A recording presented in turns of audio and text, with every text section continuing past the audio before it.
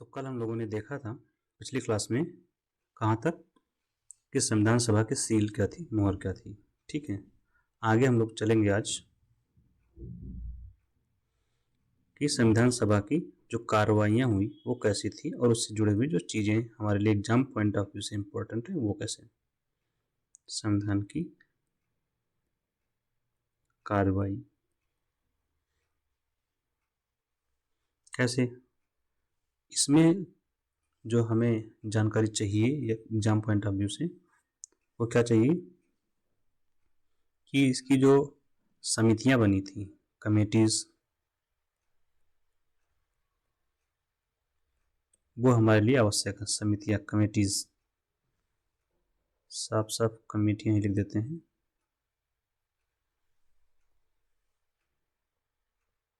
समितियां, जो समितियां बनी थी उनकी हम लोग चर्चा कर लेते हैं। 4 समितियां मुश्किल से इम्पोर्टेंट है जो हमारे लिए, वही हम लोग देखेंगे। तो पहली समिति है हमारी संघीय संविधान समिति। संघीय संविधान समिति, इसके चेयरमैन थे JL नेहरू, जवाहरलाल नेहरू। दूसरी समिति थी संघ शक्ति समिति। संघ शक्ति समिति, इसके भी चेयरमैन नेहरू जी थे। तो ये 2 कमेटी हो गई नेहरू जी के चेयरमैनशिप में। तीसरी है प्रांतीय संविधान समिति। प्रांतीय संविधान समिति। और एक कमेटी है जिसके चेयरमैन जो पटेल जी थे, सरदार वल्लभ भाई पटेल, उसका नाम था मौलिक अधिकार एवं अल्पसंख्यकों को परामर्श संबंधी समिति।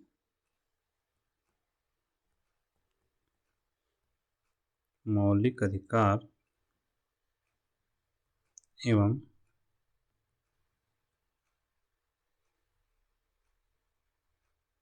अल्पसंख्यक संबंधी समिति कर लीजिए।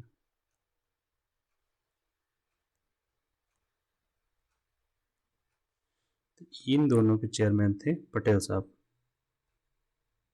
पटेल साहब को समझ रहे ना, सरदार वल्लभ भाई पटेल जी। यहाँ एक पॉइंट आपको यहाँ ध्यान देना ये है कि ये मौलिक अधिकार, इस जो समिति थी इसके अंदर एक उप समिति बनी थी। उप समिति बनी थी मौलिक अधिकार संबंधित। उप समिति मौलिक अधिकार पर, केवल मौलिक अधिकार पर उप समिति बनी थी। उसके चेयरमैन थे आपके JV कृपलानी साहब।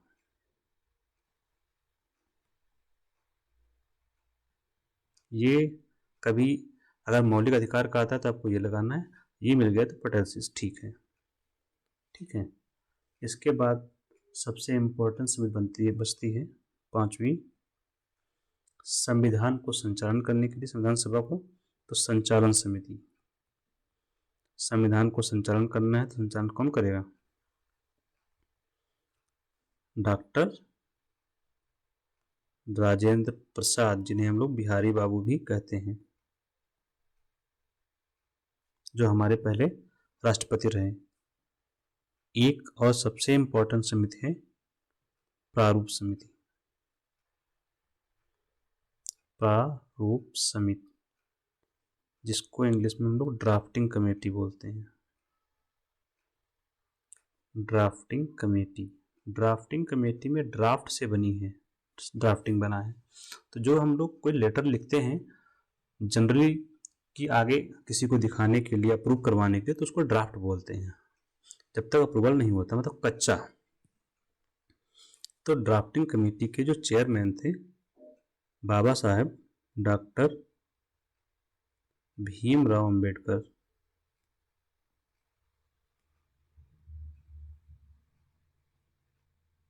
इसके चेयरमैन थे ड्राफ्टिंग कमेटी की। यहाँ पर कभी कभी क्वेश्चन आता है कि ड्राफ्टिंग कमेटी में मेन जो है ड्राफ्टिंग कमेटी में जो सदस्य थे वो कितने थे, तो हम लोग यही पढ़ लेते हैं। इसके सदस्य थे 7 सदस्य थे इसमें, चेयरमैन को मिलाकर। ठीक है, कभी कभी ये आता है कि ड्राफ्टिंग कमेटी कब बनी,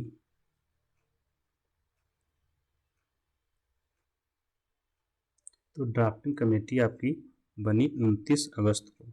हम लोग आज़ाद हो चुके थे 29 अगस्त 1947, जिसमें सदस्य थे 7। ठीक है, तो हमने इसके बारे में जान लिया। अब आगे हम लोग थोड़ा सा डिटेल में समझते हैं। संविधान जो बना, ये कितनी रीडिंग्स हुई इसमें। ठीक है, निर्वचन बोलते हैं इंग्लिश में रीडिंग। कितने वाचन हुए इसमें,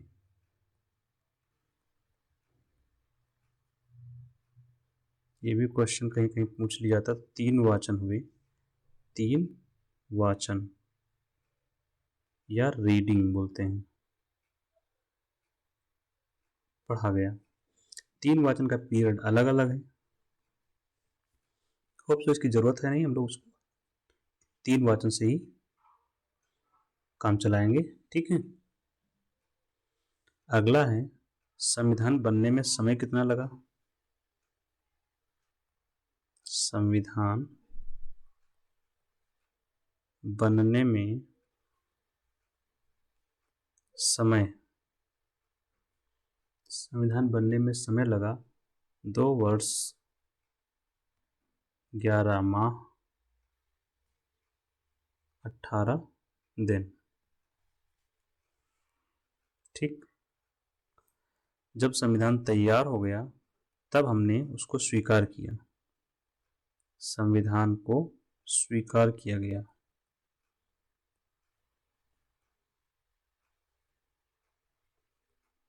26 नवंबर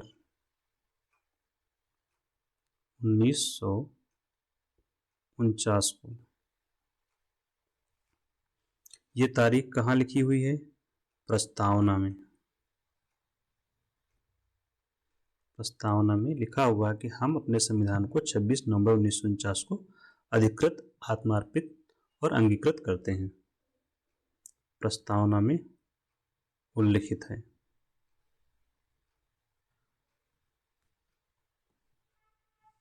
ठीक, नेक्स्ट पॉइंट, 26 नवंबर को हो गया, प्रस्तावना संविधान को स्वीकार कर लिया गया। इस दिन 26 नवंबर 1949 को केवल 15 अनुच्छेद लागू किए गए। संविधान में कितने अनुच्छेद, 395 थे, केवल 15 अनुच्छेद लागू हुए। ठीक, फिर 26 जनवरी 1950 को पूरा संविधान लागू हो गया, पूरा संविधान लागू। इसीलिए प्रतिवर्ष 26 जनवरी को क्या मनाते हैं, गणतंत्र दिवस।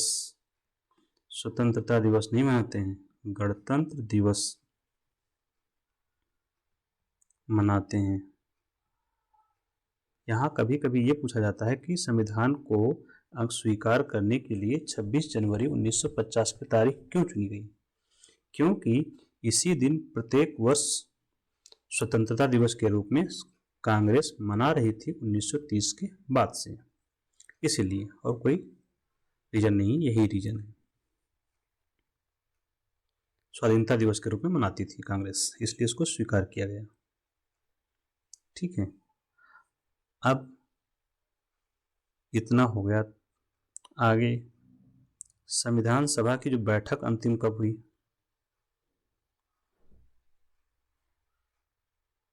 संविधान सभा की अंतिम बैठक, देखिए 26 नवंबर 1949 को संविधान स्वीकार कर लिया गया। हम लोग अगले साल पहुंचेंगे अब 24 जनवरी को।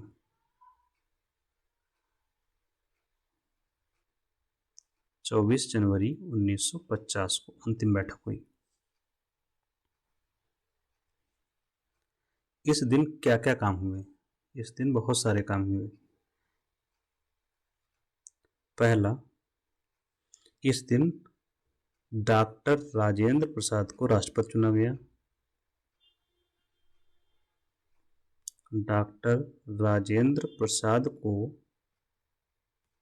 राष्ट्रपति चुना गया। अभी तक क्या थे? डॉक्टर राजेंद्र प्रसाद अभी तक संविधान सभा के अध्यक्ष थे, को राष्ट्रपति चुना गया। दूसरा, इस तारीख को राष्ट्रगान और राष्ट्रगीत को स्वीकार किया गया। राष्ट्रीय गान और राष्ट्रीय गीत दो अलग अलग हैं, को स्वीकार किया संविधान सभा ने। ठीक, राष्ट्रीय गान आप लोग जान रहे हैं, जनगण मन है, स्पष्ट कर देते हैं। और राष्ट्रीय गीत क्या है? वंदे मातरम, जो किसने लिखा है? बंकिम चंद्र चटर्जी ने लिखा है। तो ये तीन काम उस लास्ट दिन हुए, और उस दिन, इस दिन के बाद से संविधान सभा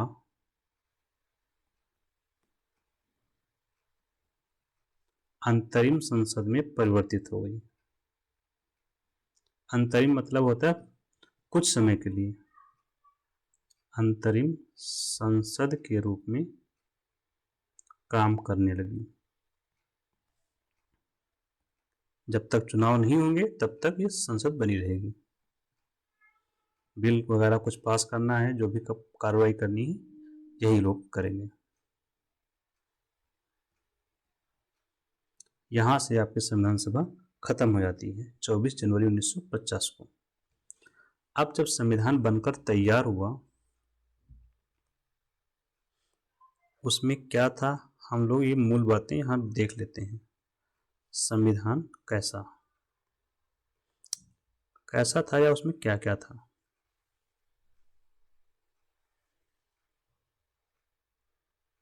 तो इसमें भाग थे कितने? भाग थे 22। अनुच्छेद कितने थे? अनुच्छेद थे आपके 395।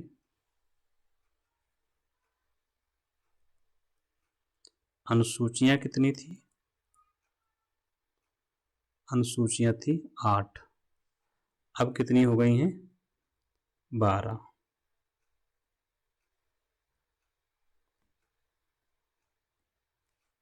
ठीक है, तो ये उस समय जो संविधान बनकर तैयार हुआ था, ये उसके मुख्य बिंदु हैं। वो संविधान में क्या क्या थे। प्रस्तावना तो सब स्वाभाविक रूप से पहले, सबसे पहला जो पेज होता है वो प्रस्तावना का होता है। आप लोग सबसे ऊपर लिखिएगा भाग से पहले। ठीक है, प्रस्तावना थी। यहाँ पर कुछ पॉइंट्स अगर आप जोड़ना चाहते हैं, तो जो अनुसूची 8 थी, इसमें एक 8वीं अनुसूची, अनुसूची का नंबर हो रखा है, पहली अनुसूची, फिर दूसरी अनुसूची, ऐसे ही करते करते आप 8वीं तक जाएंगे। तो 8वीं अनुसूची में, अनुसूची लिखिएगा, सूची। ठीक है, 8वीं अनुसूची में 14 भाषाएं थी मूल रूप से इसी संविधान में, जो अब हो गई हैं बढ़ के 22 भाषाएं।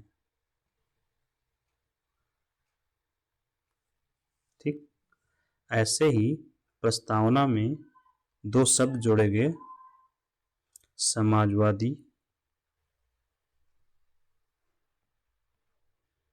पंथ निरपेक्ष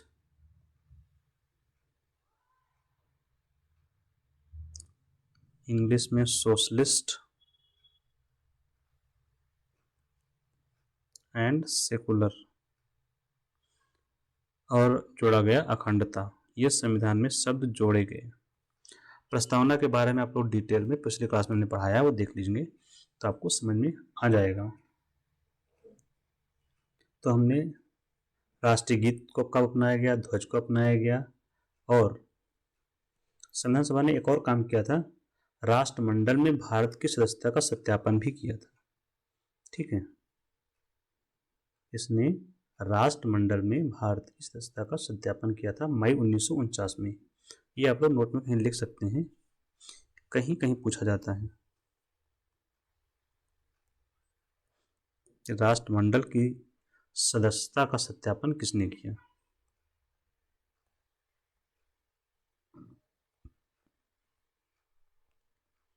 कि सदस्यता का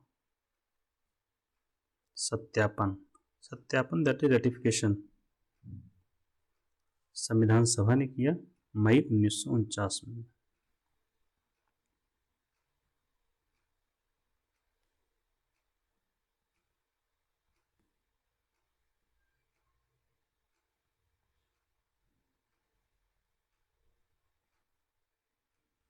ठीक है, तो हम लोगों ने संविधान सभा के गठन के बारे में अधिकांश बातें समझ ली हैं, जो कि हमारे एग्जाम पॉइंट ऑफ व्यू से इम्पोर्टेंट थे। अच्छा, जो 15 महिलाएं थी, 15 महिलाओं में कुछ नाम अगर आपको याद रखने हैं तो सरोजिनी नायडू, राजकुमारी अमृता कौर, सुचेता कृपलानी, विजयलक्ष्मी पंडित, हंसा मेहता, ये कुछ महिलाएं थी जो कि संविधान सभा में शामिल थी। और लास्ट में चलते चलते एक बात आप लोग और याद रखें, हस्ताक्षर किसने किया था संविधान सभा में, संविधान पर, कब, 24 नवंबर को। तो कुल सदस्य थे 299, उसमें से साइन हुए थे 284 लोगों ने साइन किए थे।